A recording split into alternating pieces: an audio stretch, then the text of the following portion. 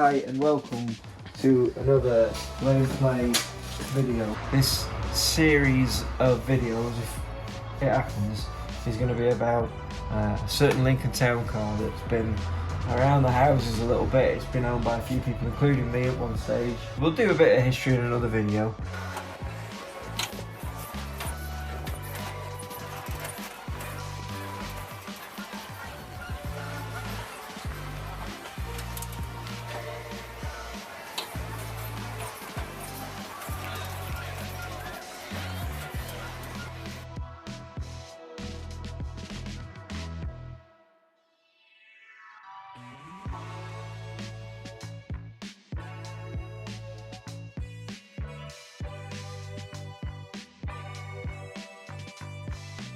But this video is just going to be like a walk around.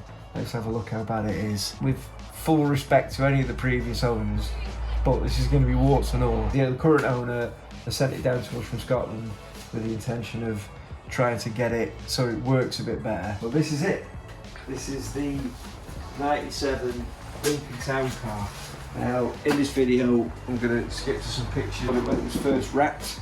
So this was done by a guy called Rochey and his friend Slug Creative, and I'm guessing is that Jetty Workshop. Vehicle graphics and gold plating by Slug Creative and Jetty Workshop.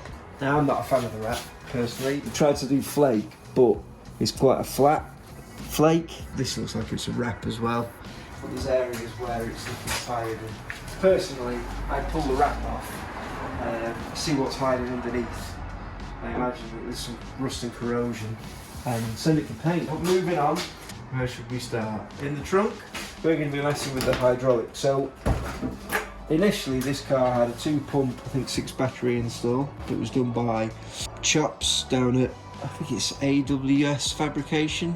He does some installation and fabrication work down in South Wales. He did the work with Dave the Gent, the previous owner. It came to me. I didn't really do a lot with the hydraulics. I just changed how it looked. And then when Rochey bought it off me, he redid the install to include a lot more batteries. It looks like it's got space for 1, 2, 3, 4, 5, 6, 7, 8, 9, 10 batteries. 3 pumps. He added a 3rd pump, this one. I think they're all Pro Hoppers, yeah, Pro Hoppers G4 series. I'm guessing it's 2 to the back, 1 to the front, with 2 dumps to the front, accumulators all around. And at one stage, it was probably quite a nice install, but as you can see, with time, things have started to go wrong. These look like these are serviceable batteries, which basically means that they can leak.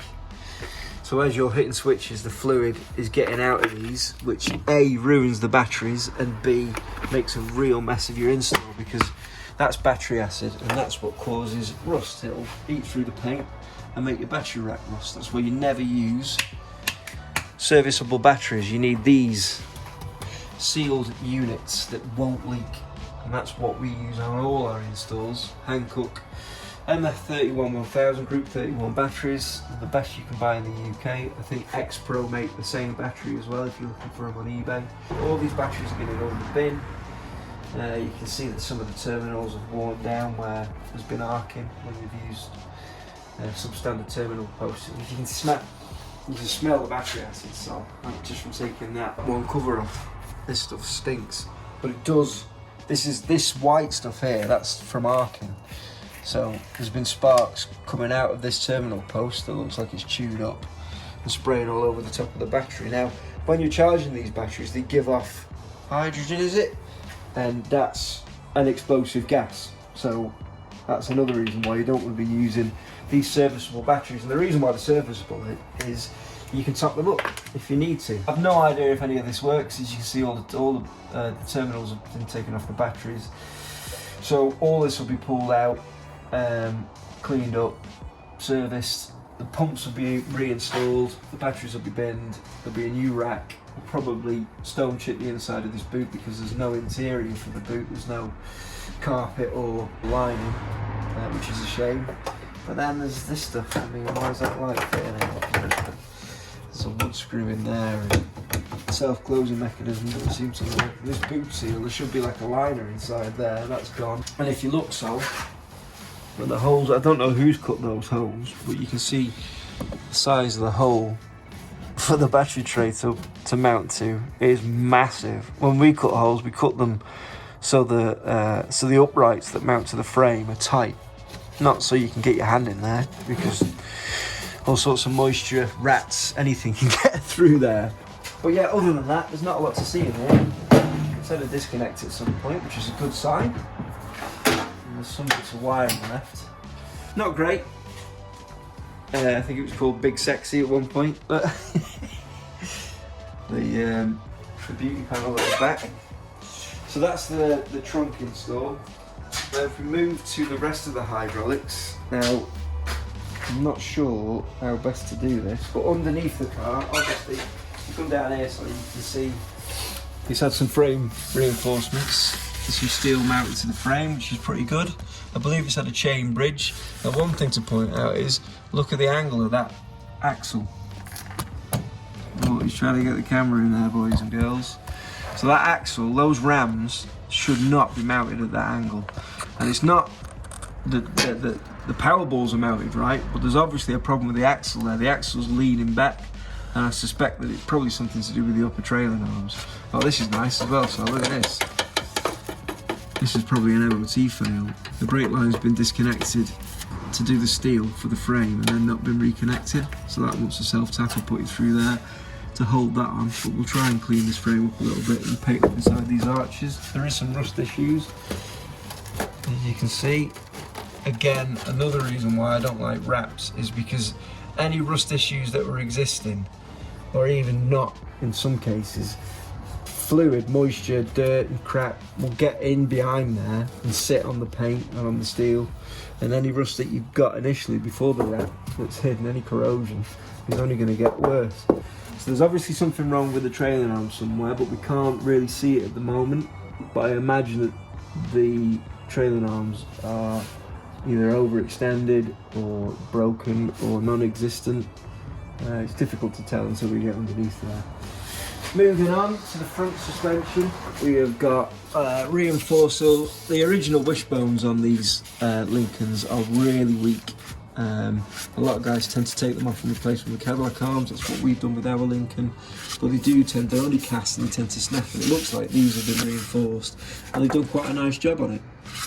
Probably want some fresh lick of paint, but that's not a problem. But they look pretty solid. So instead of it just being a spindly little cast bit of metal, they've reinforced it by plating and boxing in this section here. There you got your hydraulic rams up here, and then you've got some fairly chunky coils.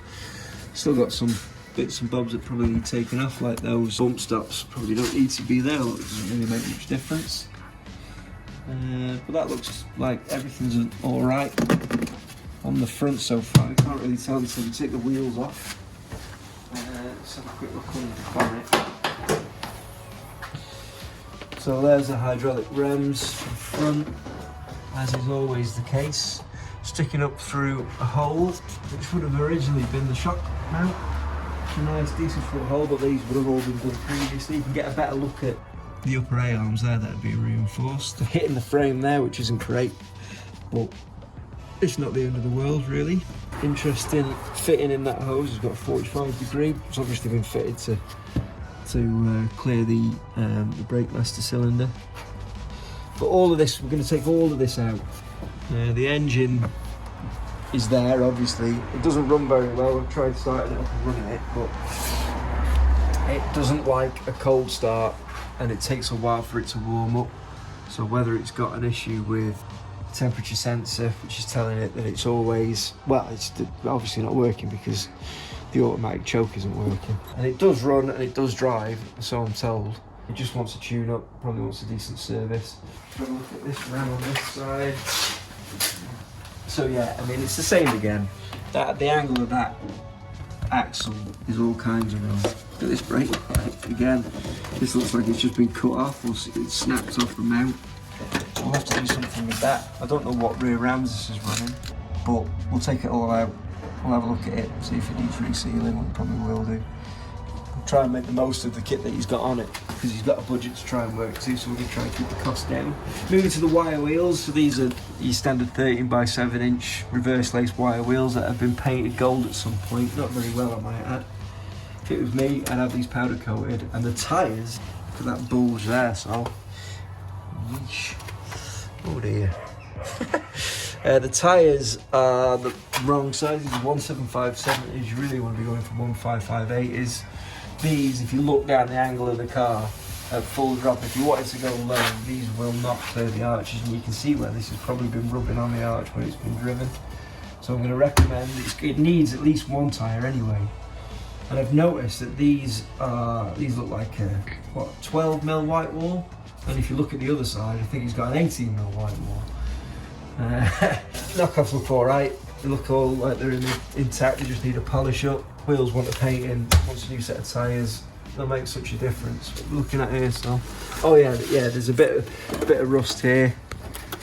I don't think it'd be an MOT fail because these are full frame cars, but there is a hole. You can't really see it on the camera because it's dark, but there's some rust at in that sill end there, but it's repairable. I don't think it's too bad.